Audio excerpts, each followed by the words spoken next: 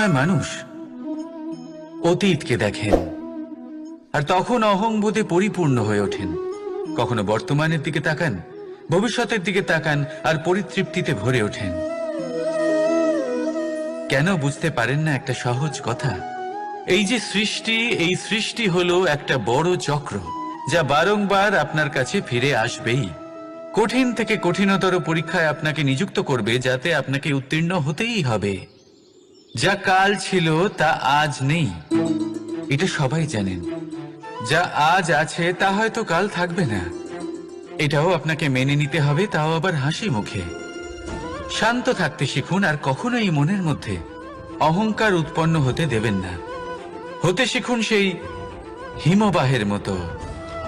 হয়তো এই জন্যই এত শীতল থাকে, কারণ ও জানে গতকালও জল রূপে ছিল, আজ বরফ রূপে হয়তো আছে, কিন্তু কাল পুনরায় সে জলেই পরিণত হবে। নিজেকে শান্ত রাখুন। হয়তো আজ আপনি সাফল্যের শিখরে আছেন, হয়তো বা নেই। আপনাকে প্রত্যেক দিন অবশ্যই দেখতে হবে। শুধু নিরন্তর প্রচেষ্টা করতে থাকুন, প্রত্যেক পরিস্থিতির জন্য তৈরি থাকুন আর একে ভারসাম্যে রাখতে শিখুন। আপনার কাল হোক, আজ হোক বা আগামীকাল, আপনার ভালো দিন হোক বা খারাপ দিন, সব পবিত্র হয়ে যাবে। তাহলে আসুন আর আমার সাথে ভালোবেসে বলুন, রাধা রাধা। এই সংসারে এমন কোনো পর্বত নেই যা এতটাই উঁচু যে মানুষ তার শিখরে পৌঁছতে পারবে না, তাকে অতিক্রম করতে পারবে না। এই সংসারে এমন কোনো সাগর নেই যা কিনা এতটাই গভীর যেখানে মানুষ তার তলদেশে পৌঁছে ফিরে আসতে পারবে না। একটা ছোট্ট বরফের টুকরো পর্বতের শিখরে গলে গিয়ে বইতে থাকে, আর দেখতে দেখতেই তা মহানদী গঙ্গায় পরিবর্তিত হয়। এর কারণ কি? এর কারণ হলো প্রচেষ্টা, প্রারব্ধ নয়। এই প্রচেষ্টাই সুনিশ্চিত করে যে আপনার প্রারব্ধ কি হবে। এই সমস্ত কিছু হলো প্রচেষ্টা আর প্রারব্ধের খেলা। আপনার প্রচেষ্টা যেরকম হবে, আপনার প্রারব্ধ সেরকমই হবে। আর আপনার প্রচেষ্টা যদি উচ্চ মানের হয়, তাহলে প্রারব্ধকে আপনার সামনে নত হতেই হবে। কি বলেন? তাহলে আসুন আমার সাথে ভালোবেসে বলুন, রাধা রাধা। অনেক সময় যখন আমরা কর্ম করি, সাফল্য লাভ করি, কঠিন পরীক্ষায় উত্তীর্ণ হই, বড় কাজ করি, আমাদের মনে হয় এই সংসার আমাদের একটু প্রশংসা করুক, ভালো লাগে। অনেকবার মনে হয় এটা হলো আমাদের কর্মের ফলই বটে, আমরা আনন্দ পাই। কিন্তু যখন আমরা এই প্রশংসা পাই না, তখন কি হয়? আমরা দুঃখী হয়ে যাই, ভেঙে পড়ি। মনে হয় যেন আমার জন্য কেউ চিন্তাই করে না। এমন মনে হয় যেন আমাদের আনন্দে অন্য কেউ আনন্দই পায় না।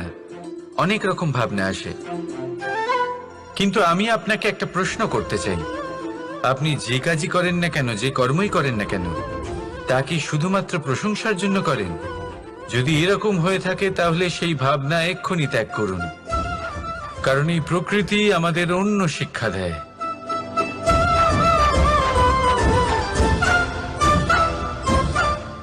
এই ফুলকে দেখুন, এই যে ফুলের সুবাস, যা আমার মনকে উচ্ছ্বসিত করে তোলে, মনে শক্তি সঞ্চার করে, এই সুগন্ধ। কিন্তু ভেবে দেখুন, ফুলের কিন্তু এই কাজ করার জন্য কোনো প্রশংসারই প্রয়োজন হয় না। এটাই হলো প্রকৃতির শিক্ষা। যিনি সৎ হন, সৎকর্ম করেন, তার কোনো প্রশংসার প্রয়োজন হয় না, কারণ ওনার কর্মই হলো ওনার সুবাস। মনে রাখবেন, আতর নকল ফুলে দেওয়া হয়, প্রকৃত ফুলের তার কোনো প্রয়োজন হয় না। সেইভাবেই আপনিও কর্ম করতে থাকুন শুভ চিন্তা নিয়ে। এই মনকে সব সময় শান্ত রাখুন, স্বচ্ছ রাখুন। যদি এরকম করেন, তাহলে আপনার কর্ম এমন সুবাস ছড়াবে যে আপনার জীবনে শুধু এবং শুধুমাত্র আনন্দই থাকবে। তাহলে এই আনন্দ সহকারে বলুন, রাধা রাধা। জীবন, এই জীবন আসলে কি?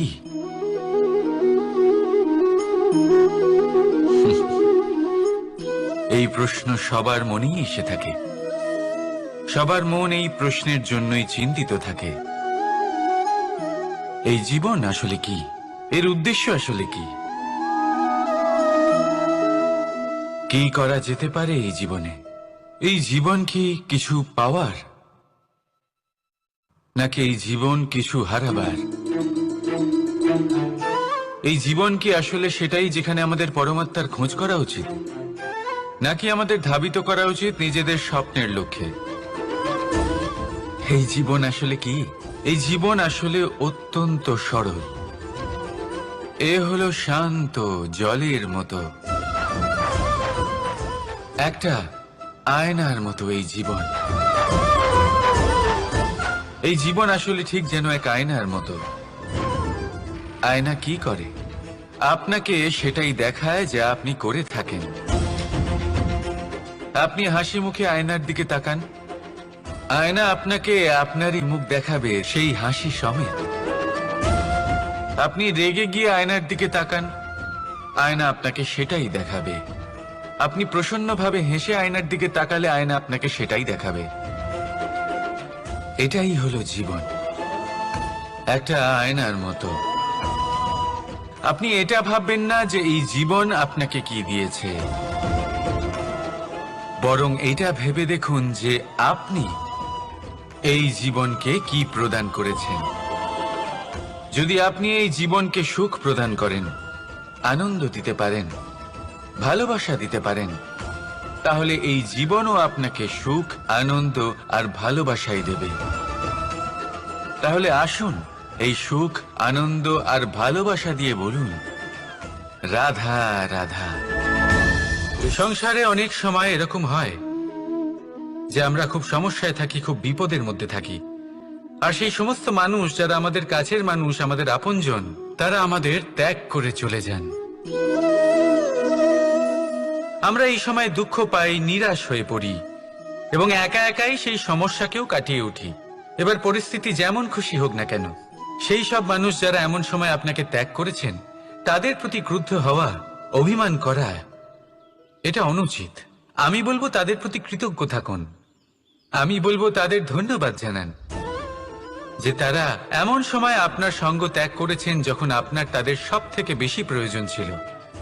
কারণ দেখুন, হয় তাদের বিশ্বাস ছিল যে আপনি নিজেই এই বিপদ থেকে বেরিয়ে আসতে পারবেন, বা তাদের ত্যাগ করার জন্য আপনি নিজের উৎসাহ বাড়িয়ে তুললেন, আপনি নিজের শক্তি বাড়ালেন এবং নিজে সেই সমস্যা থেকে বেরিয়ে আসলেন। নিজের খারাপ সময়কে আপনি নিজেই ভালো সময় করে তুললেন। শেষ পর্যন্ত আপনি আরো শক্তিশালী হয়ে উঠলেন, আরো শ্রেষ্ঠ হয়ে উঠলেন। আর এটাই তো আপনার বিজয়, যার কারণ হলো তাদের আপনাকে ত্যাগ করা। তাহলে তাদের ধন্যবাদ জানান আর আমার সাথে ভালোবেসে বলুন, রাধা রাধা। দোল উৎসবে এই সমগ্র সংসার রং নিয়ে খেলা করে, কিন্তু এই রঙের সারমর্ম এই সংসার কি জানে?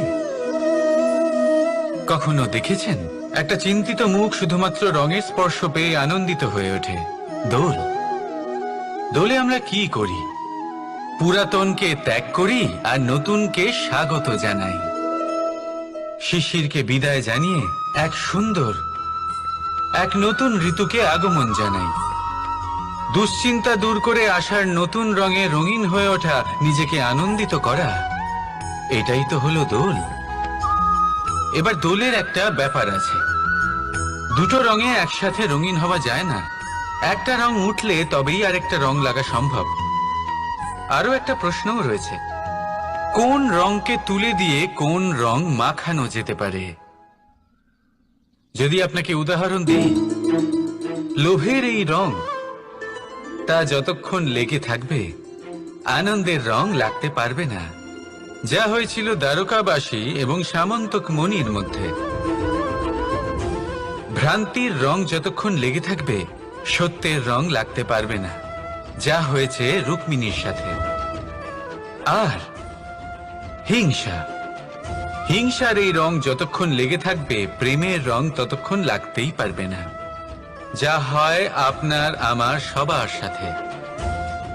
তাহলে আসুন একসাথে মিলে দোল পালন করি এবং সবকিছুর উপরে বিজয় লাভ করি। অন্ধকারের স্থানে আলোর, ভ্রান্তির স্থানে সত্যের, হিংসার স্থানে প্রেমের, আর লোভের স্থানে আনন্দের এই সুন্দর রং মাখাই। শত্রুতা, ঘৃণা, হিংসা এই সব কিছু ত্যাগ করি আর সকলের সখা হয়ে উঠি। আর ভালোবেসে বলি শুভ দোল। হ্যাঁ, ওটা তো আমরা অবশ্যই বলবো, রাধা রাধা। আমাদের মনে সবসময় একটা প্রশ্ন এসেই থাকে, এই জীবন যা কিনা ঈশ্বর আমাদের দিয়েছেন, একটা জীবন। ঈশ্বর এক আত্মা দিয়েছেন পৃথিবীতে বাঁচার জন্য। যতদূর আমরা জানি আমাদের কাছে একটাই জীবন রয়েছে। আমরা ভাবি এই জীবন গুছিয়ে কিভাবে রাখা যায়। প্রত্যেক মানুষ ভাবেন যে আমি কি করি যাতে এই জীবনকে গুছিয়ে রাখা যায়, কিরকম কর্ম করব, কিরকম পুণ্য করব, কি ধরনের শাস্ত্র পড়ব যাতে আমি সেই জ্ঞান অর্জন করি যাতে জীবনটা সুন্দর করে তুলতে পারি। আমাদের সমগ্র জীবন কেটে যায় এই প্রশ্নের উত্তর খুঁজতে, সেই শাস্ত্র অধ্যয়ন করতে। এমন অনেক মানুষ তাও বুঝতে পারেন না। আসুন আজ আমি আপনাকে একটা সহজ কথা বলি, যার দ্বারা আপনি নিজের জীবন সুন্দর করবেন। জীবন, জিহ্বা, এদের দুজনেরই হলো একটাই রাশি। জিহ্বা অর্থাৎ আপনার কথা। এই কথাকে সংযত রাখুন, একে সুন্দর করে তুলুন, মধুর কথা বলুন। যতটা সম্ভব একে নিয়ন্ত্রণে রাখুন, আপনার জীবন সুন্দর হয়ে উঠবে। কারণ এই শব্দ হয় অত্যন্ত শক্তিশালী। এটা হলো এমন এক বন্ধন যা আপনার সামনের মানুষকে আপনার ব্যক্তিত্বের সাথে জুড়ে দিতে পারে। তাই এই শব্দ সংযত রাখুন, একে সুন্দর করে তুলুন। আপনার জীবন আপনা থেকেই সুন্দর হয়ে উঠবে। আর আসুন এই মধুর সুন্দর অনুভূতি দিয়ে বলুন, রাধা রাধা। এই জীবন আসলে কি? এ হলো জন্ম থেকে মৃত্যু পর্যন্ত এই সময়। কিছু মানুষ এটা বলে থাকেন যে এই যে নিঃশ্বাস নিচ্ছে, এই হলো জীবন। আর প্রত্যেক ব্যক্তি, প্রত্যেক প্রাণী, তাদের নিঃশ্বাস নির্ধারিত থাকে, নির্দিষ্ট হয়ে থাকে। তাকে সেই নির্ধারিত নিঃশ্বাস নিতেই হয়, তারপর তিনি মৃত্যু লাভ করেন। কিন্তু এটা কি সত্যি? সত্যি কি মনুষ্য জীবন এই নিঃশ্বাসের উপর নির্ধারিত থাকে? এই নিঃশ্বাসের গণনাই কি মনুষ্য জীবনের অস্তিত্ব? কখনোই নয়। মনুষ্য জীবন শুধু কিছু নিঃশ্বাস নয় যা একদিন থেমে যাবে। মনুষ্য জীবন হলো সেই নিঃশ্বাসের মধ্যেকার সেই সময় যা দেখে অন্য কারোর নিঃশ্বাস স্তব্ধ হয়ে যেতে পারে। সেই মুহূর্ত যেখানে মানুষ আপনার মধ্যে সেই প্রেম দেখতে পারে, আপনার সাহস দেখতে পারে, আপনার শক্তি দেখতে পারে, আপনার চেষ্টা দেখতে পারে, আপনার পরিশ্রম দেখতে পারে, অন্যায় আর দুর্নীতির বিরুদ্ধে আপনার যুদ্ধ দেখতে পারে। জীবনে গুরুত্বপূর্ণ সেই মুহূর্ত, সেই সময় যেটা আপনি বেঁচে আছেন। সেই সময়ে আপনি এই সংসারের অন্য ব্যক্তিদের জীবন বাঁচার একটা দিশা দেখাতে পারেন, একটা প্রেরণা যোগাতে পারেন, শক্তি দিতে পারেন, আশা দিতে পারেন। তাই জীবনে এটাই করুন, এমন একটা জীবন যাপন করুন যা অন্যের জন্য আদর্শ হয়ে থাকে। এটাই করুন আর আমার সাথে ভালোবেসে বলুন, রাধা রাধা। আমরা সবাই নিজেকে স্বচ্ছ রাখতে চাই, শুদ্ধ রাখতে চাই, পবিত্র রাখতে চাই। আর দেখতে গেলে এটা হলো আমাদের কর্তব্যও বটে। এবার এটার জন্য আমরা কি না করি। যখনই আমরা সকালে উঠি তখন উঠেই আমরা দাঁত মাজি। দিনে যখনই আমরা সময় পাই কিছু সুগন্ধি খাদ্য খাবার চেষ্টা করি যাতে আমাদের মুখ থেকে দুর্গন্ধ না আসে, বরং সুগন্ধ আসে। এই পা দুটো আমরা শুদ্ধ রাখার জন্য, পবিত্র রাখার জন্য যখনই আমরা বাড়ির বাইরে যাই পাদুকা পায়ে দিয়ে যাই, আর যখন ফিরে আসি আমরা জল দিয়ে পা ধুয়ে নিই। মনে রাখবেন, সেই ব্যক্তির মুখ হলো সব থেকে বেশি পবিত্র যে মুখ দিয়ে ঈশ্বরের নাম নেওয়া হয়, যার বাণী হলো অত্যন্ত শুভ, যা মানুষের পথ প্রদর্শন করে, যা মানুষকে শান্তি দেয়। যদি এই হৃদয়কে আপনি পবিত্র করতে চান, তাহলে মানবতাকে বুঝতে হবে, মানুষের দুঃখগুলিকে বুঝতে হবে, তবেই এই হৃদয় পবিত্র হবে। এই পা দুটো যদি আপনি পবিত্র করতে চান, তাহলে কোনো তীর্থস্থানে যান। ওখানে হয়তো আপনি জানেনও না যে কতজন সৎপুরুষ, কতজন মহাপুরুষ এসেছেন। তাদের চরণের ধুলো সেখানে পড়েছে, যা আপনার চরণ শুদ্ধ করে তুলতে পারে। যদি এই হাতগুলি আপনি পবিত্র করতে চান, তাহলে এই হাত দিয়ে শুভ কর্ম করুন, দান করতে শিখুন। আর যদি এই আত্মা আপনি পবিত্র করতে চান, একটাই বিকল্প আছে, প্রেম, শুদ্ধ নিঃস্বার্থ প্রেম। এই প্রেম বিতরণ করতে থাকুন, আপনি শুদ্ধ থাকবেন, পবিত্র থাকবেন। আসুন আমার সাথে ভালোবেসে বলুন, রাধা রাধা। কখনো এটা ভেবে দেখেছেন কোনো বিশেষ স্থানে বা বিশেষ পরিস্থিতিতে সবথেকে বেশি গুরুত্বপূর্ণ কি হতে পারে? যদি শরীরের কথা বলি, তাহলে সবথেকে বেশি গুরুত্বপূর্ণ হলো মস্তিষ্ক আর মন। যদি ব্যবসার কথা বলি, তাহলে সবথেকে গুরুত্বপূর্ণ হলো ধন। রাজ্যের বিষয়ে কথা বললে সবথেকে গুরুত্বপূর্ণ হলো রাজা। আর সমাজের কথা যদি বলি, তাহলে সবথেকে গুরুত্বপূর্ণ হলো আমাদের গুরু। এবার এই সব গুরুত্বপূর্ণ কারণ এদের হাতেই সব থাকে। দেখুন, হয় এরা আমাদের উত্থানের পথে নিয়ে যেতে পারে, অথবা আমাদের পতনের দিকে নিয়ে যেতে পারে। এবার যদি কোনো অসামান্য রাজা হন, যিনি কিনা সত্যবাদী, যিনি একজন ভালো রাজা, তাহলে তিনি সেই দেশকে, সেই রাজ্যকে বিকাশের পথে নিয়ে যাবেন, আর নয়তো অন্ধকারের পথে নিয়ে যাবেন। যদি এবার গুরুর কথা বলা হয়, তাহলে জেনে রাখুন, গুরু যদি শ্রেষ্ঠ হন, তাহলে সংস্কৃতির সর্বশ্রেষ্ঠ স্তরে উনি এই সমাজকে নিয়ে যাবেন। যদি গুরু পাখণ্ডী হন, লোভী হন, লালসাগ্রস্ত হন, তাহলে এই সমাজেও এই পাখণ্ডতা, এই লোভ, এই লালসাই প্রকাশিত হবে। ঠিক এইভাবেই জীবনে, মানুষের জীবনে প্রেমেরও এক গুরুত্বপূর্ণ স্থান রয়েছে। যদি মানুষের মনে প্রেম থাকে, তাহলে ধরে নিন সে জীবিত রয়েছে, আর যদি না থাকে, তাহলে সে মৃতই প্রায়। যদি রাধা কৃষ্ণের বিষয়ে কথা বলি, বলবো কৃষ্ণের জীবনে যদি রাধা থাকে, তাহলেই কৃষ্ণ হলো কৃষ্ণ। আর যদি রাধা না থাকে, তাহলে কৃষ্ণ হলো যে কোনো পশুরই সমান। আসলে পশু থেকে মানুষ হওয়ার এই যে যাত্রা, এর আধার হলো প্রেম। এই প্রেমকে মনে জাগ্রত করে রাখুন, আর আমার সাথে ভালোবেসে বলুন, রাধা রাধা। প্রেম, এই প্রেম আসলে কি? বেশিরভাগ মানুষই বুঝতে পারেন না, কিন্তু এটাতে তাদের কোনো দোষ নেই, কারণ তাদের কাছে প্রয়োজনীয় জ্ঞানই নেই। এবার প্রেমের বিষয়ে আজ আমি একটা ছোট্ট কথা বলতে চাই। আপনি দেখবেন, কিছু মানুষ যখন কাউকে ভালোবাসেন, তখন তাদের মনে হয় সেই ব্যক্তির ওপর ওনার অধিকার রয়েছে। এবার সেই অধিকারের বোধে ফেঁসে গিয়ে নিজেই ক্রুদ্ধ হয়ে বসেন, যে ও আমার কথা মনে করলো না, ওর স্মৃতিতে আমার কোনো স্থান নেই, ও আমার সাথে কথাই বলতে ভুলে গেছে, ইত্যাদি ইত্যাদি অনেক কারণ হতে পারে। আমি আপনাকে একটা প্রশ্ন করি, এই যে স্মৃতিগুলি, এটাই কি ভালোবাসা? কখনোই নয়। প্রেম তো হলো সেই আবেগ, সেই বোধ, যা এক সুগন্ধিত ফুলের মতো আপনার জীবনকে, আপনার মনকে আনন্দিত করবে, প্রসন্নতার দ্বারা ভরিয়ে তুলবে। প্রেম হলো সেই বোধ।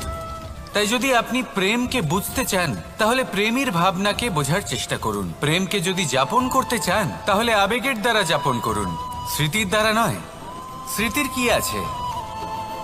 আজ আছে, পরবর্তীকালে নাও থাকতে পারে। সময়ের সাথে এই স্মৃতি ফিকে হয়ে যেতে পারে, কিন্তু এই আবেগ, তা চিরকাল মনের মাঝে থেকে যায়। তাই আসুন আর আমার সাথে ভালোবেসে বলুন, রাধা রাধা। রাজ্য, শাসন, সাম্রাজ্য, সংস্থাপনা, এগুলিকে সফল কখন বলা যেতে পারে? কোনো কোনো বুদ্ধিজীবী বলেন তখন, যখন চারিদিকে শান্তি থাকে, কারোর মনে কোনো প্রশ্ন থাকবে না, শঙ্কা থাকবে না, কিন্তু আমার মনে হয় এটা অনুচিত। কোনো রাজ্যের পক্ষে বা কোনো শাসনকালে সব থেকে বড় সংকট তখন আসে যখন সব থেকে বেশি যোগ্য ব্যক্তি বা সব থেকে বেশি বিদ্বান ব্যক্তিও শুধু মুখদর্শক হয়ে বসে থাকেন।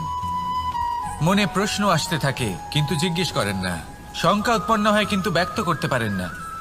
এটা খুবই অনুচিত। এই যে প্রশ্ন, তা আসা খুব ভালো। এই প্রশ্ন অকারণে আসে না, কোনো সমস্যার কারণেই আসে। এই প্রশ্নের দ্বারা আপনি সেই সমস্যাগুলি দেখতে পাবেন যাতে আপনি এতদিন অনভিজ্ঞ ছিলেন। আর যত প্রশ্নের নিবারণ আপনি করবেন, ততই আপনার রাজ্য, আপনার শাসন আরো শ্রেষ্ঠ হয়ে উঠবে। এই প্রশ্ন, এই শঙ্কা, এগুলো আপনাকে সমাধানের চূড়াতে অবশ্যই নিয়ে যাবে। সেই জন্য না প্রশ্ন করা অনুচিত, আর না শঙ্কা ব্যক্ত করা অনুচিত, আর না তিনি মূর্খ যিনি প্রশ্ন করেন, শঙ্কা ব্যক্ত করেন। তাই এনাদের কখনো দূরে করে দেবেন না, এনাদের নিজস্ব মতামত রাখতে দিন। যখন সবাই মিলে একমত হবেন, তখন নিশ্চিত রূপে বলা যায় যে এই রাজ্য, এই শাসন, এই সংস্থাপনা সাফল্যের শিখরে রয়েছে। তাহলে আসুন আর আমার সাথে ভালোবেসে বলুন, রাধা রাধা। প্রকৃতি, নিয়তি কখনোই কারোর সাথে পক্ষপাত করে না, প্রত্যেককে জীবনদান দেয়, সমান সুযোগ প্রদান করে। এটা সেই ব্যক্তির উপরে নির্ভর করে যে সে কিভাবে তার থেকে লাভবান হয়ে উঠবে।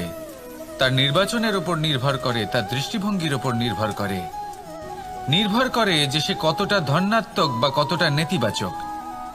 দুই ধরনের মানুষ হন। এমন কিছু মানুষ হন যারা প্রত্যেক পরিস্থিতি, প্রত্যেক সমস্যা এবং বিপদে সুযোগ খুঁজে বের করেন। আর কিছু এমন মানুষ রয়েছেন যারা যে কোনো সুযোগে কোথাও না কোথাও থেকে একটা সমস্যা খুঁজে বের করেন। এবার আপনি কি চান? আপনি সুযোগ চান, তাহলে সুযোগ পাবেন। আপনি সমস্যা পেতে চান, সমস্যা তো আপনি চাইলেই খুঁজে পাবেন। চয়ন আপনারই, যে আপনি কতটা ধনাত্মক থাকতে চান, কতটা নেতিবাচক থাকতে চান। ধনাত্মক থাকুন, জীবনে সব কিছু সম্ভব হবে। আসুন আর আমার সাথে ভালোবেসে বলুন, রাধা রাধা। যখনই আমরা কথা বলি জলরাশির বিষয়ে, যখন আমরা তুলনা করি, তখন আমাদের খুব ভালো লাগে মিষ্টি সরোবর, পুকুর, নদী। আর আমরা অপেক্ষা করে থাকি সাগরের জন্য, সমুদ্রের জন্য। কেন করি? কারণ এই সাগর, এই সমুদ্র, এ হলো অত্যন্ত বিশাল আর ভয়ানক। এর জলও কিন্তু নোনতা, যা আমরা পান করতে পারি না। কখনো ভেবে দেখেছেন এই সমুদ্রের অন্তরে এই নোনতা জল, এই নোনতা ভাব, এটা আসে কোত্থেকে? এই যে সমুদ্র, যে প্রবাহমান নদীর থেকে যে খনিজ নির্গত হয়, তার ভান্ডার হলো এটা।